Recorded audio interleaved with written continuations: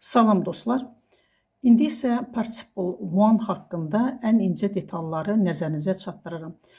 Participle One Azərbaycan dilinə an, ən, araq, ərək, arkən, ərkən kimi tərcümə olunur. Qrammatik formaları aşağıdakılardır. Aktiv formada asking, simple passivdə being asked, pasiv olduğuna görə mütləq to be'nin forması olmalıdır. Perfect aktivdə having asked formasındadır, soruşduqdan sonra.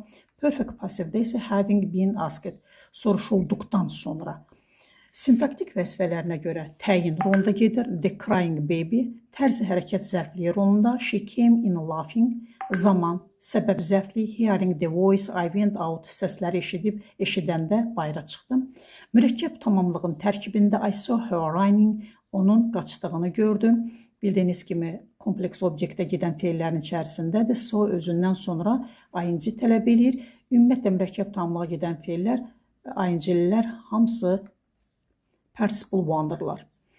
İncə bir məqamı nəzərinizə çatdırım. İsmin qarşısında gələn ing gerund yoxsa participle one-dır. Qızıl bir qaydaya baxaq. Burada for qaydası çox önəmlidir. Əgər sözlərin arasına for, yəni üçün qoyub mənanı tam bərpa etmək olursa, həmən söz gerunddur.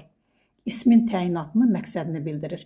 Test tapşırıqlarında ən çox rast gəlinən incə məqamlar. A waiting room, a room for waiting deyə biliriksə, deməli bu gerunddur. A sleeping pill, a pill for sleeping deyə bilirsə, deməli bu gerunddur.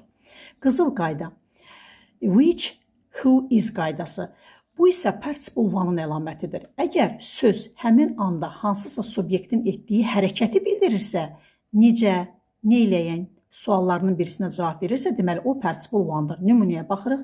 A waiting train. A train which is waiting. Gözləyən qatar. A sleeping child. A child who is sleeping. Bildiyiniz kimi redaction olunmuşdur. Participle one ilə işlənən bağlayıcılar, ən çox işlənən bağlayıcılar və while, when, since, as if, as though bunlara siz MIQ imtahanlarında rast gələ bilərsiniz. Bunlar zaman, tərz bildirişlərində budaq cümlənin qısaldılması, yəni redaction rolunda oynayırlar. Nümunəyə baxaq. While reading a book, when entering the room, since coming here. Videonu bəyənməyini və paylaşmağınızı xahiş edirəm. Digər insanlar da bu məlumatlardan faydalansınlar. Videonu dayandırıb, rahat şəkildə hər bir detallara və nümunələrə baxmağınızı məsləhət görürəm. Sağ olun.